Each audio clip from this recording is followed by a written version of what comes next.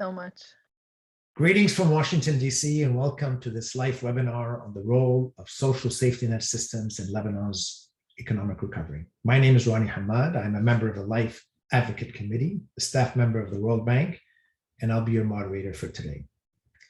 The Lebanese International Finance Executives is a worldwide membership organization of Lebanese professionals in finance, law, consulting, and tech. It is strictly non-political and non-religious. Last year, to address the crisis in Lebanon, Life created the Advocate Pillar to channel Life's collective expertise and resources to influence economic policy in Lebanon. The government of Lebanon recently reached a staff-level agreement with the International Monetary Fund on a potential program to address the worsening economic and social crises. The road to any actual agreement is a long one, but the challenges are dire. Many of you are very familiar with the data. By the end of this year, GDP is expected to be about 1/3 of what it was in 2019, one of the largest economic contractions in the past 150 years. Inflation is in triple digits, which means that for those on fixed income, inflation is like a tax on the poor. The Lebanese pound has lost 82% of its purchasing power against the dollar. Households now require 5.5 times the amount of Lebanese pounds to buy $1. People's deposits have been frozen in the banks. Many cannot even access their life savings. And 3.5 million Lebanese are estimated to live in poverty. 3/4 are income vulnerable, especially since the government removed subsidies on fuel, bread, and other basic commodities. According to the World Food Program, almost 2 out of 3 households find it difficult to access food and basic necessities and are restricting their own consumption in favor of their children. This, on top of the COVID, the Beirut port explosion, and the Ukraine war on food security, has left the country reeling. To discuss how the World Bank and other organizations are attempting to address this crisis through the establishment of a social safety net program targeting the poor, I am delighted to introduce my 2 panelists on this program. Haneen El Sayed is a lead specialist at the World Bank working on human development and social protection in the Middle East and North Africa. Her sectors of expertise span social protection, labor, education, poverty, and gender, in addition to fragility and conflict. She's also the task team leader of the Lebanon Emergency Crisis and COVID Response Social Safety Net Project, the cash transfer program that is currently being implemented, and one of the focuses of our discussion today. Dr. Carole Alsharabati is a professor of political science at Saint Joseph University in Lebanon and the research director at Siren Associates. She is currently leading an organizational development project with the Lebanese Central Inspection Agency, as well as the digital development of the Impact Open Data Platform. She's leading the development of the National Social Registry, which is the basis for the World Bank Emergency Social Safety Net Program. Welcome to the program, Haneen and Carole. Haneen, the World Bank has been providing cash transfer programs for many years in many countries. I know that they were developed initially in Mexico, Colombia, Brazil, but has spread kind of worldwide nowadays. What is the evidence that these programs work, and why is this the best mechanism to support Lebanon and its people at this time?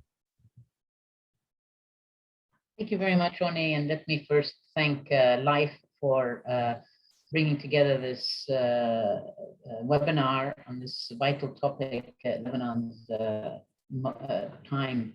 So, and thank you very much for your question. Indeed, I think so. Let me stress a couple of points. Social protection programs have been used even historically. They're not a new phenomena. Even more than 100 years ago, they've been used in different forms and shapes in different countries. But we have witnessed globally in the last 2 years, especially, a very large increase in the implementation of social protection programs across the world. There's been approximately 4,000 new such programs that have been put in place by countries globally. And what do they do? Essentially, they are social protection programs help individuals and families, especially the poor and vulnerable. I mean, these are programs that their priority is to focus on the poor and vulnerable population, help them to manage crises and shocks. but they also can help them to build human capital or preserve human capital, because we know in crises, human capital is usually a threat and threatened by the fact that families do not have finances in school or invest in critical healthcare. So these are really what the function is of social protection. And in the last 2 years, there's been the globe has spent about $3 trillion on social protection program, most of which have been in the form of social assistance or cash transfer program, like the one that we'll be discussing a bit further today, the ESSM project that the World Bank is financing for the government of Lebanon. So it's a very large sphere, and many countries are adopting it because it has had very good impact in reducing poverty. It is not the only kind of programs, of course, that reduce poverty. Ultimately, for poverty reduction, you need jobs, you need economies that are growing, that can produce jobs to get people into self-sustainable mode. But we know from studies that have been done for 79 countries around the world, actual impact evaluation studies, that well-implemented, well-targeted cash transfer programs can reduce poverty, have reduced poverty gap by about 45%. This is actually very significant. So the impact we know from studies is very good and can be positive in terms of poverty reduction. But we also know that social safety nets can contribute to growth. I mean, how does that happen? Essentially, they boost household consumption. You are giving people cash to purchase their basic needs, and that has a triple effect in the economy. Some studies have shown that $1 of cash transfer injected in a local economy can generate about $1.5 to $2.5 worth of stimulation. And then finally, in terms of long-term impact, I mentioned human capital. When you provide people cash and you also sometimes make it conditional on attending school, like the ESSM program, you are preserving human capital, ensuring that kids stay in school, and this has important long-term effects. So for all these reasons, the use of safety nets in crises, whether it be a COVID type of crises, whether it be economic financial that Lebanon is going through, can be very effective. And indeed, this is what Lebanon has been trying to implement. There is a slide I want to show here, which looks at comparatively what countries have been spending on safety net and where Lebanon falls. This is for the region. So this is in 2019 data. So coming into the crises, Lebanon, as you see from here, was a very low spender on social safety net, the lowest in the region, in fact. And so in a way, it was ill-prepared going into the crises in terms of facing it, just in terms of coverage, let alone the other aspects that we'll speak about, the system building, which my colleague Carole will speak about. Also, it was ill-prepared. But this is essentially the focus of what the World Bank project is. So given this kind of very limited experience with social safety nets, how did the World Bank go about designing a program to address the needs of Lebanon? And can you maybe share a little bit some of the objectives and components of the program in Lebanon that the World Bank is doing?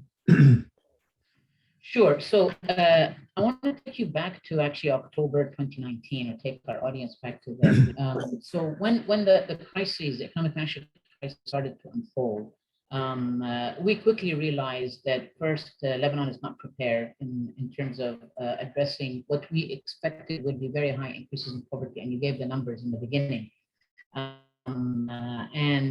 So we approached the government and said, look, can I help you put together a program that would scale up an existing small program called the National Poverty Targeting Program, the NPTP. This needs to be scaled up hugely. It was reaching something like 3,000 households at the time. So we said, given the scale that we're expecting the increase in poverty, you need at least a program that would reach, as you see in that slide here, 150,000 Lebanese households, so sort of almost like 800,000 individuals, which is roughly what was estimated at the time as the extreme poverty. Now, we focus on extreme poverty not because there is other poverty in Lebanon. There is obviously those that also have become newly impoverished because of the crises. But in the end, you have to put some priorities, and the extreme poor are the least able to cope and for themselves. So The program focuses on that. So very early on, the thinking about this started, and worked with the then government, and then with until we reached this project design approved in January 2021.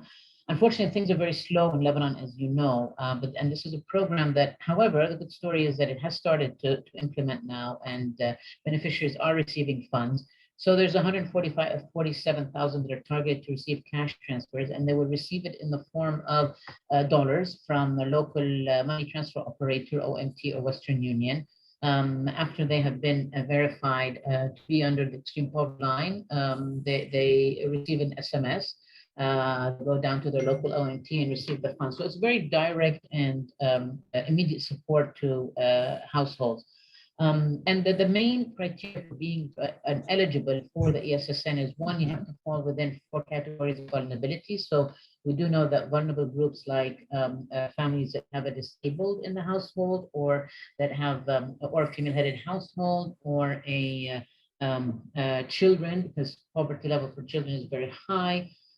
So these categories are automatically in, but then they also have to be under the extreme poverty line. So this is the criteria used. But we also have, in addition to that, we're also supporting through top-up cash transfers to students who are at the risk of dropping out. That's the second component, and also important one, as I mentioned, referring to human capital.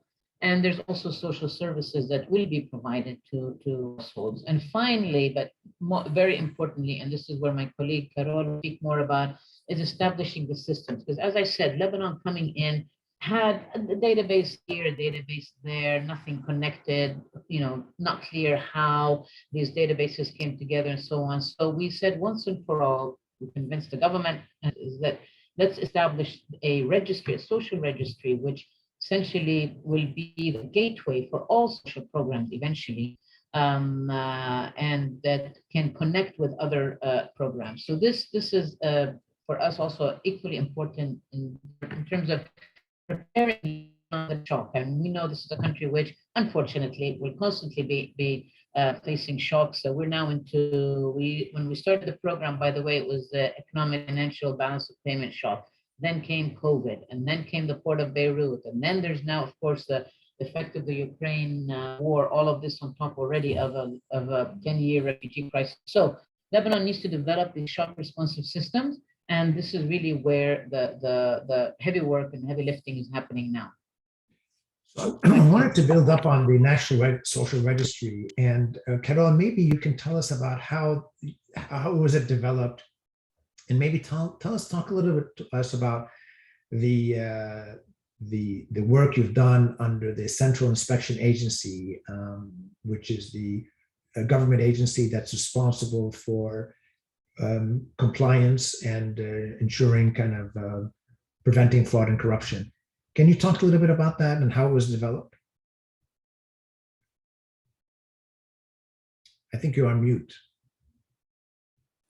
Yes, here I am. This project was built on a digital system that has the ambition to develop a good e-governance over service provision. And the way this is done is by building a system that connects and tracks end-to-end the whole supply chain for the service provision. So the registration, the validation, the eligibility criteria implementation, the household visits, the scoring with the proxy mean testing, all the way to the aid distribution and payment are all integrated on a single system where every stakeholder operates and does what they want to do.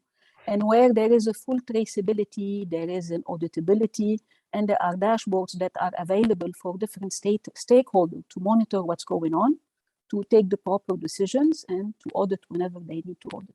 Now, on top of this, there is a GRM that was built, that was developed within the central. Stands for?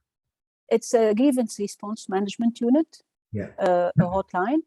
And this unit was located within the central inspection now, and it takes the complaints from the citizens on anything that's happening, These complaints are processed, there are regular reports, and measures are taken by relevant decision makers, but there are also inspectors who have access not only to the dashboard, but also to the grievances, to the complaints, and who also do their work by auditing what's going on. And if there are issues and recommendations, they issue them.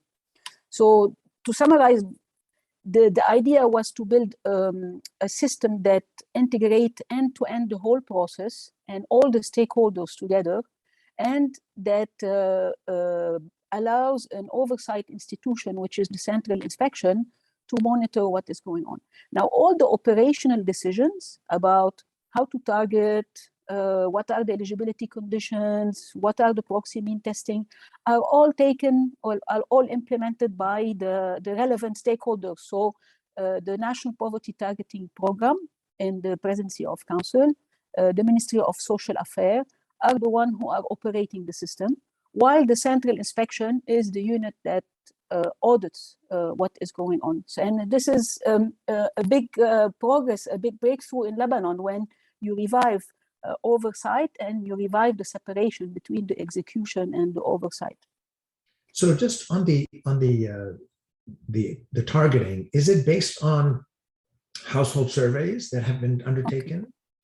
So how is the targeting done? Practically, there's a page online, dam.impact.gov.lb, where people go and register. So every household in need for aid will go and register. There's a big campaign on TV, on media, among local authorities, etc., that's being done, calling people to go and register their household. They register all the details about their socioeconomic conditions, about their income, about their employment, about their family members, disabilities, etc., who's the head of household, if it's a woman. And this information that once it's entered on the system is going to go through an automated process that will filter out, that will exclude the richer people according to some criteria, and that will locate those that are eligible according to vulnerability criteria, like disability, like a woman head of household, like if they have children or elderly in the family. And this is how it starts to go into the process of being qualifying for a household visit, for an additional verification, and then qualifying for proxy mean testing to index the poverty, and at the end to reach the final decision of payment, of being enrolled for payment on the system. So basically it's self-registration. Now what's interesting here is that this self-registration system has been complemented in order to facilitate the outreach to the poorest and to the less accessible people. It has been complemented by NGO activities. So civil society has been mobilized. A lot of training for about 50 NGOs and hundreds of volunteers were done so that they go and reach out to vulnerable families in their neighborhood and help them register. So this has been used also to complement so that we make sure that people who don't have digital accessibility do have the support they need to register. And what is the mechanisms to, I mean, so a lot of these NGOs are mobilizing people, but I can imagine that political parties would be interested to get their supporters and members and communities registered in this. And I wondered how, what mechanisms are in place to prevent political parties necessarily from, say, taking advantage of the system. So there is something very important. We try to leverage technology to the maximum to build neutrality and governance on the system. So how is that?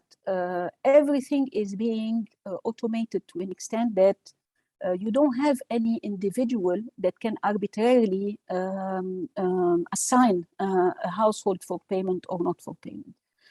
So the whole decision process within the system, the eligibility process within the system, is automated in a way that the criteria that are decided by law and by decree are being implemented.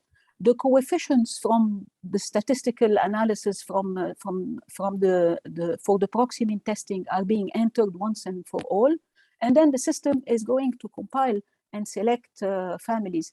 No political side or political actors has access, has any manual access to the system. So the technology is key here. And this has been a challenge for us because you need to develop a fully automated system within a very short period of time in order to be able to support this. Now, on top of this, we had also to integrate some tools to respond to some technical challenges, because in Lebanon, you know, we don't have the ecosystem for advanced technology tools. We don't have unique ID, we don't have privacy authority, we don't have cybersecurity legislation, we don't have a digital signature, we don't have the cloud. And so we had to develop, embed solutions within the system that responds to these needs so that we can manage the full automation. I give you an example. We don't have digital signature in Lebanon. So in the system, we're embedding the ability for a digital signature for every stakeholder that's playing a role, like household visits, the surveys, the supervisors, the National Poverty Targeting Program that's entering the coefficient. Every action is associated to a digital signature by the stakeholder that's doing it. So at the end of the chain, you will have the family that's being selected with all the digital signatures associated to this to the final decision. So this is fully auditable, fully traceable. If there is a call to the hotline and there's a complaint by a household that they have not been selected or their neighbors have been selected and they don't deserve it, there is the ability to trace, to audit, understand what's going on, and then report to it. Now, there's another thing that's also very important that we did. We put up open dashboards. This is a premiere in the history of Lebanon. Now, there's no open dashboard for any data for any public institution, so you do not know. Usually things are very opaque. Here there's open dashboard that show you the metrics, how many households have registered, what are the criteria. We're developing now the payment dashboards, which will be out within a few days, which will show the socio-economic criteria of the families that have been selected. So while preserving the privacy of the households, we're showing all the socio-economic indicators of the households that have been selected for payment. Great. I just want to remind our listeners that if anybody would like to ask a question, please use the Q&A chat and we will get to them shortly. I have a question here from Leah Asadurian. She's just wondering, how do you define disability? And is it based on the Washington group questions? I'm not sure what that means, Washington group questions. So disability is a big issue in Lebanon, and I just wanted to see whether if anybody has, how do we define disability in this context? Haneen, do you want to answer? Haneen? Yeah, so I mean, essentially, we use the same definition that the government of Lebanon does, the Ministry of Social Affairs, which I believe is based on the Washington group methodology or question. But it's important to note that this is also self-declared. I mean, people will, there's a few categories that are in the questionnaire that sort of different aspects of disability, and people will, at a later stage, this could be one of the things that are verified. But at this point, I think there's a, and Ministry of Social Affairs, for example, does have a database of its own on that have classified who has disabilities, and this could be checked. But essentially, right now, for the first go, because it's very important, given how difficult situation is, people on the ground, is to get the program going. We are just going by what people are declaring as they have a disability or not. On the second question, Waleed is asking, it's very important question, Waleed, about cash transfers are not for life. So in fact, I think the objective really is to help people cope with shocks, as I mentioned in the beginning, and hopefully the shocks are temporary. And therefore this help should be temporary. And what you want to do is to graduate people out of the need for social assistance or cash transfers. And there's different ways, of course. So first, to get them up to a certain level of consumption or income, But then you have to provide other things, whether it be education, sometimes training is added, and then of course jobs, if you can connect them with employment, with self-employment and job. And these are programs that the World Bank has supported elsewhere in Lebanon. The next step to think about some kind of graduation program where we connect people to employment. So they should be temporary, but keep in mind that really all countries will have almost like a permanent safety net that would, I mean, there are, or let's put it this way, there are groups of people who will almost always need assistance. And again, whether because they are severely disabled or what have you. So there will always be need to help certain groups of people, but such programs, of course, also have to be dynamic. So people come in, when they face a shock, they are supported, and then hopefully they can get out of it. And others who essentially have such a severe situation that they will need this kind of social assistance. So that's kind of very response to your good question. And a question to both of you on this particular topic. Is this program conditional, and what are the conditions of these cash transfer? I mean, or is it just eligibility criteria? Yeah, so the component for education is conditional, and we use actually soft conditionality. The first component, which is to support food, basic food needs, but through cash transfers, and basic survival is not conditional. But then there is, as I mentioned, this program for education. So we monitor, the ministry will be monitoring the attendance, and if after a certain period their attendance is, the child is not coming to school, there is follow-up by social worker, and if that continues, then the assistance will be stopped. So there's some of that indeed, Ronnie.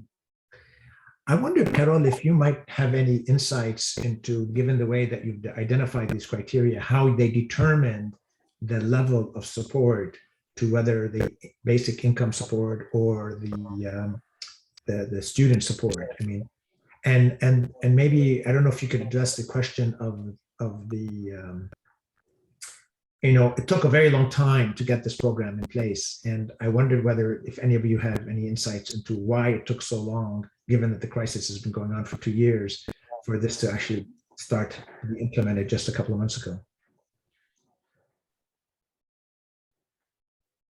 Carole, certainly can come in on that, but Carole might also. Yeah. Ronnie, your first question, you mean how did the eligibility? How did you determine the level of support? So, say $20 to $25. Why? How was that determined? Yeah. So this was set in the law that was adopted for ESSN in the following decree. Every household gets $20 per member. It was 20 or 25. $20 and then 25. Yeah, 25 as a basic. Yeah, so they have $25 as a basic fee, and $20 for every additional member, up to $125 maximum per month. So basically, the system looks at how many households there are in the family, and it computes how much every family should collect. And it even traces later on. I mean, it's supposed to trace later on. If there are changes within the household, then it should adapt the amount accordingly.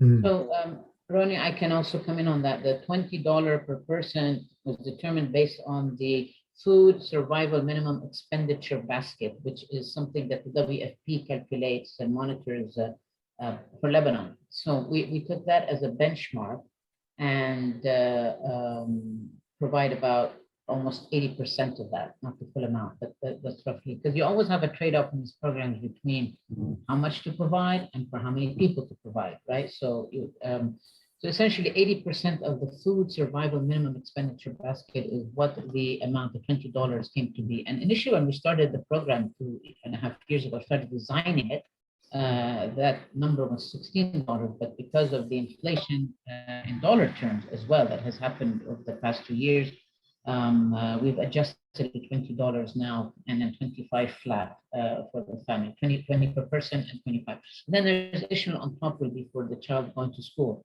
But this then brings to your second question about why the delays. So essentially, the biggest delay that took place during that last 2 years was to reach agreement on what is the database or data to be used. And this is critical to our discussion here, because different ministries wanted to use different databases, and all of which none of them really made a lot of sense.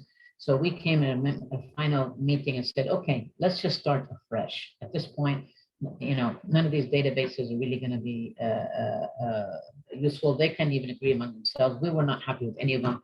So we said, let's start afresh. And this is where then the idea was, and we said started with Impact, because Impact had had a very good experience until then with the vaccine registration. So we said, we would like to have this done in Impact under central inspection, and that's how it all got going.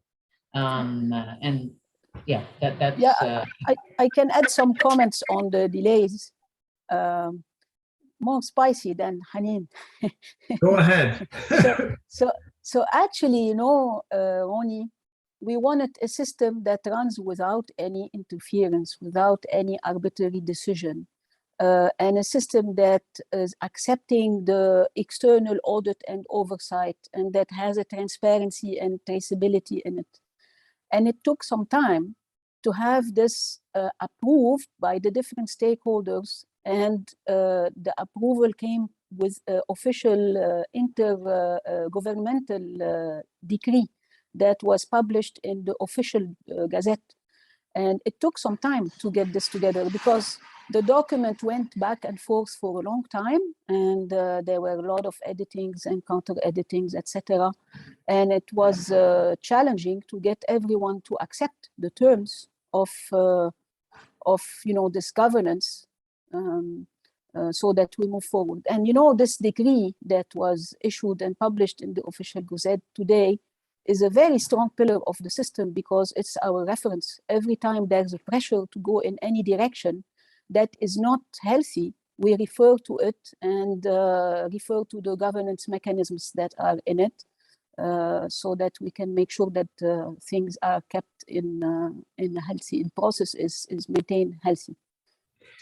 Carole, I wondered if you could talk a little bit about the role of Impact on the vaccine, and only because I know it's a slightly different topic, but it is about this accountability mechanism that was developed in terms of ensuring that people who were eligible for the vaccine, the priorities that were provided to certain populations, were the ones who received it. And when there was a violation, how these were exposed publicly and otherwise, so that you ensure the transparency and accountability of the system.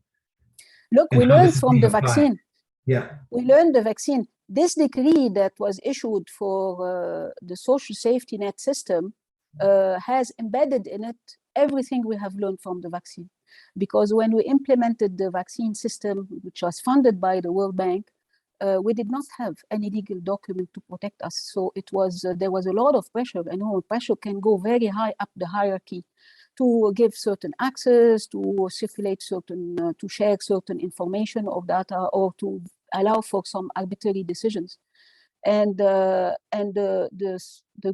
good thing here was that we were operating under the central inspection, which is an oversight agency, which is independent, where there is no political interference, and which allowed us to remain operating under good governance.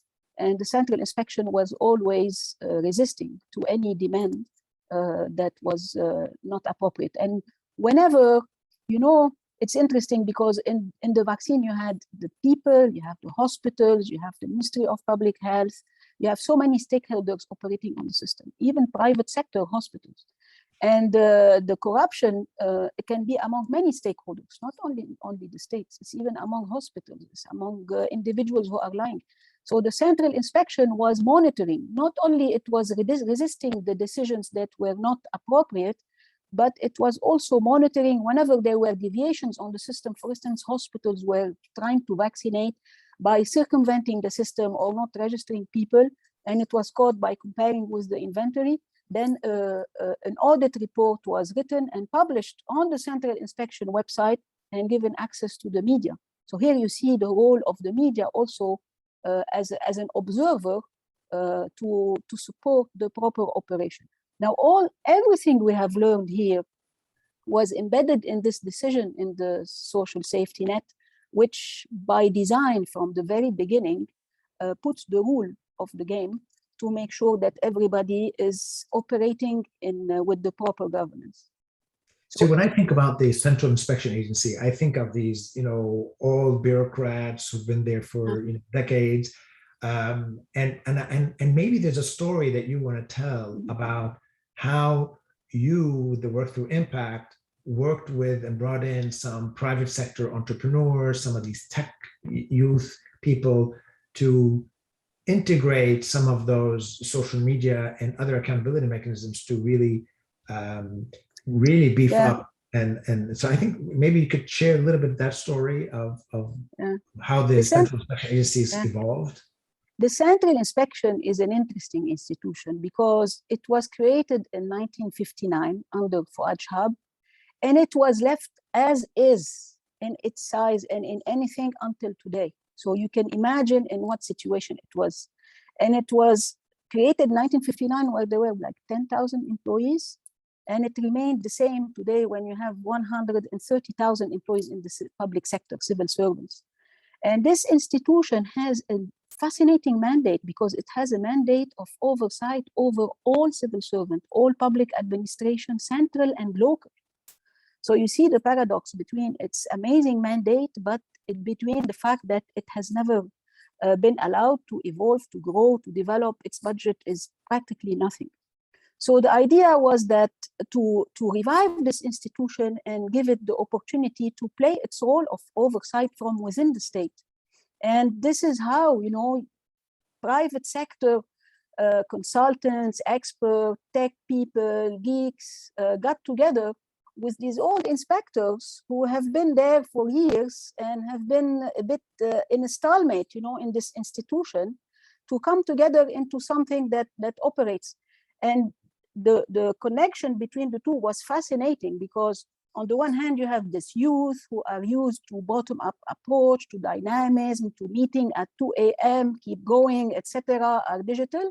And on the other hand, you have inspectors who are in their 50s, 60s, and who have been operating on pencil and paper, etc., and who are used to, very strict, schedule and bureaucratic processes, but at the same time, who have an amazing institutional memory that they can share in the development of systems. And here you see the synergy, the passing of knowledge, within a few months now, the inspectors do meet at 2 a.m., they are digital, they have dashboards, they go in, they operate, on elastic technology, and they produce reports, they've been given trainings. Several NGOs from civil society have provided them trainings on how to analyze data, how to visualize it, etc. And you see them coming to life again. Anecdotally, one inspector one day was coming out of the Ministry of Public Health under the COVID after a visit of inspection. And he called the president of Central Inspection and tell him, I think this is a long time since I haven't felt I'm an inspector walking into an institution before. Yeah, that's amazing. Yeah, Ronnie, if I may on this one, just to add, because from the World Bank perspective, we feel we found a very, very good partner with the Central Inspection Impact, that combination that Carole was talking about. In the end, the World Bank, we want to build institutions. This is really what development is about. It's about building institutions. So we're always looking for where in the public sector in Lebanon there is potential for that. And this is what we have very much found in the Central Inspection, and we continue to support it, not just through this program, the safety net, but other programs that we have. This is really a good example of the public sector can reform and can deliver. Just to leave that thought. Yeah, just to add a word on what Haneen's saying, the partnership with the World Bank also has been very precious here, because first, it has been a great support to push towards building institution in this process, not only with the central inspection. We don't have a cloud system in Lebanon. And now with the World Bank support, we managed to develop a national cloud with the Ministry of Telecom and Ogero. So gradually, the World Bank is helping us develop the institutions that are needed for the process. We don't have unique ID, but with the World Bank, we've linked with the personal status at the Ministry of Interior and discuss with them how to support them to develop more identity on the unique number for the ID card for Lebanese. So you see also, so this project is very institutional in a way, as it's kind of rebuilding the different components that it needs in an institutionalized way. Yeah, that's really fantastic. Christina in the chat actually raises a couple of very good questions. And the first one is, monitoring how households use these funds. I know when I worked on the conditional cash transfer program in Senegal, one of the first in Africa, and just as the World Bank, the first one that happened in Mexico, there was a lot of concern when people were going to be given cash, how the money was going to be used, and how people might buy beer with it or use it consumption. In fact, the evidence, I think, overwhelmingly shows that particularly if you're giving it to the right people, and I know in Senegal we gave it to the heads of households who are mothers, and mothers typically used it for all the right things, so food, shelter, and taking care of their kids. But I wondered, in the case of Lebanon, if Haneen or Carole can talk about how are we monitoring how households are using the funds, and whether if the funds are going to head of households or the mother, and if the father necessarily might use the money in a different way, and how might this contribute to potential conflict in the household.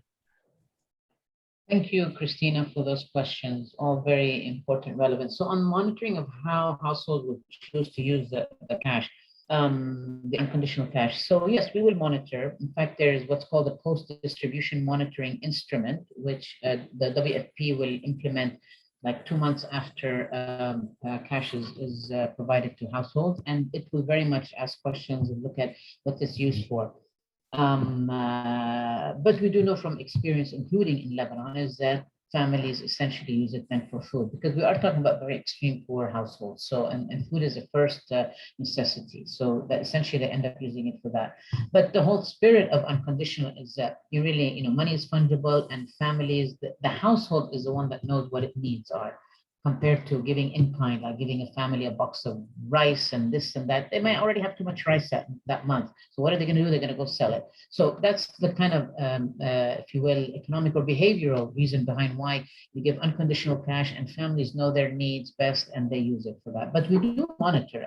It will be some of the amount of the kind of the results that will be coming out, including on the dashboard.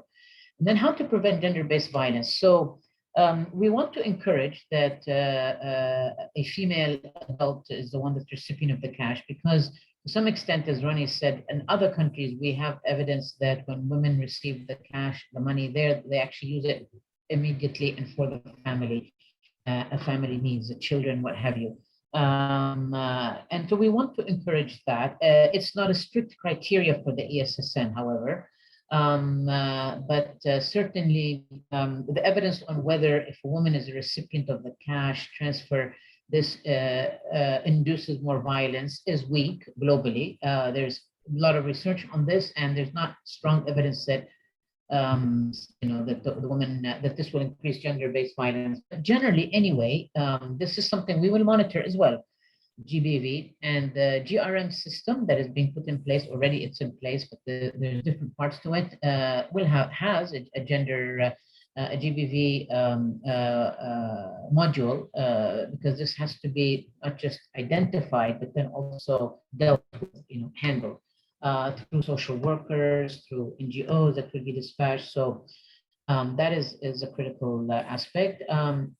Are there any awareness campaigns to support households in utilizing the unconditional cash transfer? So, yeah, I mean, obviously you are someone who's worked in this area, or you work in behavioral or COM or something, Christina. So We have, as Carole mentioned, there was a initial campaign that was launched when the registration was open.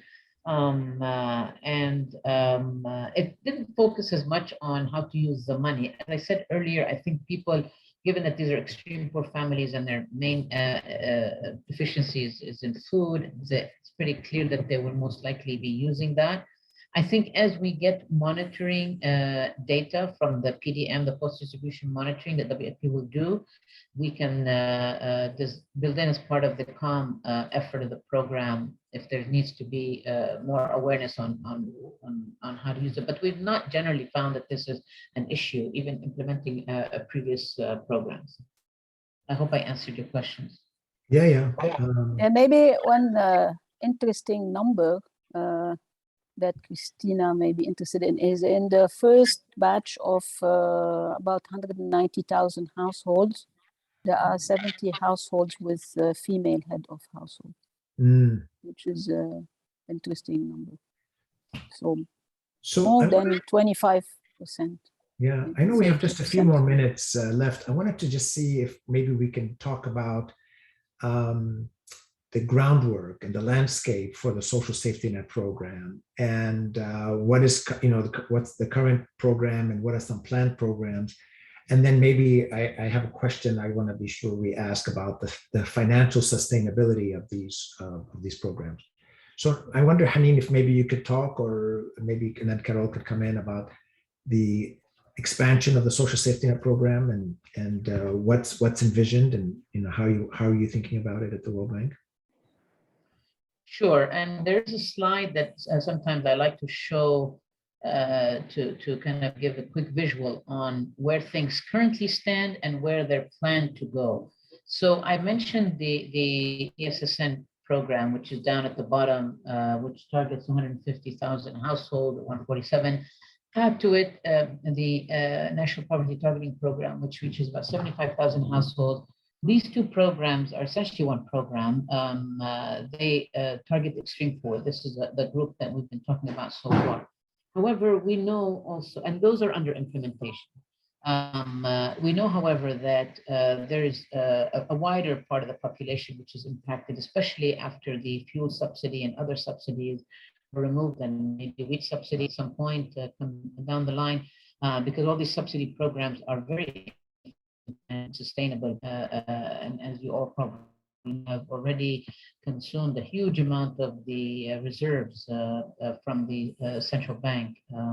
So there is a large part of the population which has also been impoverished, and there is a program which is in Arabic or commonly known as the Bita'a Tamwiliya, or the so-called ration card program. What we're calling it here is the broad coverage cash transfer, the BCCT. So this is to provide cash transfer or cash assistance to not the extreme poor, but still poor. So the nevertheless poor household, and that can cover another 25% of the population. Add to that another program which the government has put in its budget of 2022 budget, which is to provide compensation, one-off type of compensation to public sector personnel. Public sector personnel, you probably are all aware, also have had their salaries and wages and salaries decimated by the due to the situation of the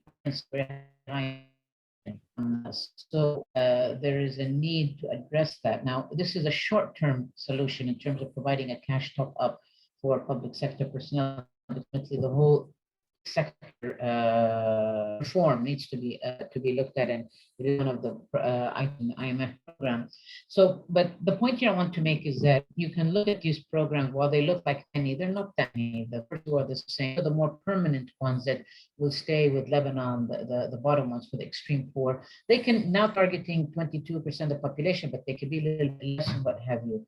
Then you have the other programs which are temporary and should be temporary. Temporary in the context of Lebanon, of course, is always difficult to predict because the crisis continues and probably still not hit rock bottom, but they nevertheless should be programs that provide temporary relief, 1 year maximum, to larger part of the households. This is not to say that the government also needs to fundamentally it needs to address the economic growth issue. And this is how I think when I talk about safety nets, I constantly want to say that yes, the economic growth needs to be in all the reform that needs to come to create that. And you're probably all aware how complex that is, but this is ultimately the goal. And safety nets fit in as a temporary but important solution to this wider arena. Back to you, Ronnie.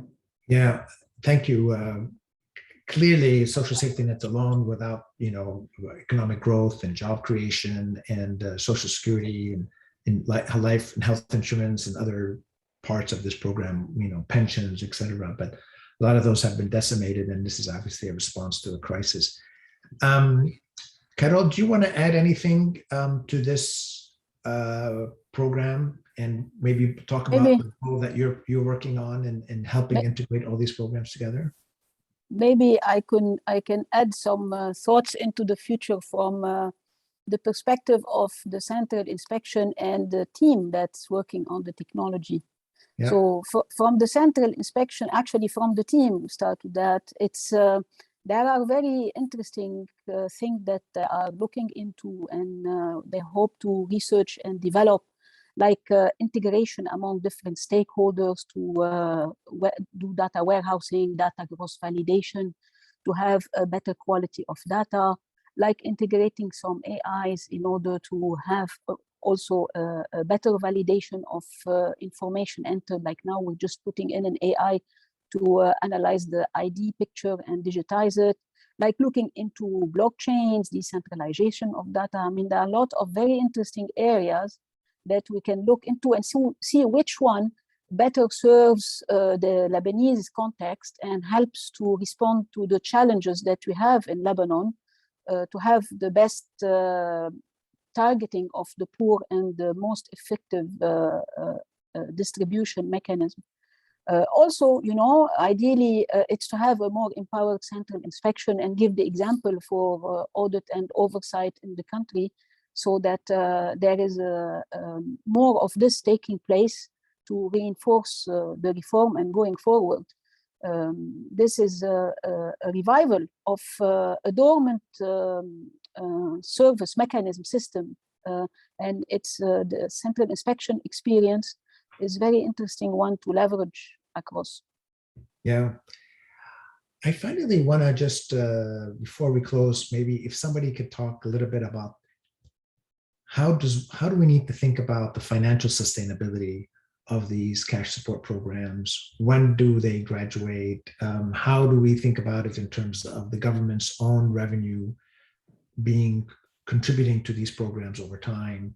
Haneen, I wondered if you could share some final thoughts about this. Sure. Let me state up front that ultimately these programs should be financed from budget. They need to be on budget.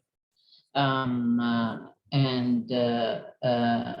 it often, it's a transition period. It takes time. So if I take Egypt, for example, when they were going through their financial crisis, now maybe starting 6 years ago, they requested support, external financing to scale up their cash transfer program, famously known as Takaful and Karama.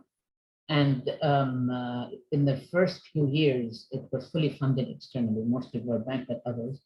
And then by year 5, within a 5-year period, you saw that the government budget totally took over, and there was very little external financing. And that's the kind of approach that you need to be looking at. And this is what we also have as a plan for Lebanon, which we have encouraged the government, and it's part of our analytical work and policy discussion with the government. There's also a social protection strategy that has been put together by UN partners, which has the same concept that there has to be, this should be part of priorities of government spending. So you need to create fiscal space. The government needs to create that fiscal space. In terms of numbers, I mean, as I showed in the earlier chart, there's less than 0.1% that Lebanon spends on safety net. The 4 programs that I showed, or the 3 programs earlier that I showed, would take it up, if they were financed, one of them would take it up about 4% of GDP. That is high. That's a respectable number. That's a good number in terms of compared to other countries. It's still less than what West Bank, close to what Egypt spent on safety nets. So it's not out of the ordinary, but to have that increase. Of course, this is going to require, I go back to the public administration reform and sort of fiscal reform that the government needs to be thinking about. The safety net as a floor for spending is part of the IMF program that was recently reached, whether it's implemented, but hopefully at least this parts of sort of the importance of creating fiscal space for social spending will be something that will be implemented. There is a question that Leila is asking, so are there no public sector employees covered under ESSN? So there's no strict criteria excluding them if you're a public sector employee. However, when you do the poverty targeting and the assessment, you'll see that most public sector will nevertheless will not be the extreme poor. They will be among the other beneficiaries of a broader targeted program. So that's the answer. Yeah, I hope that answers that.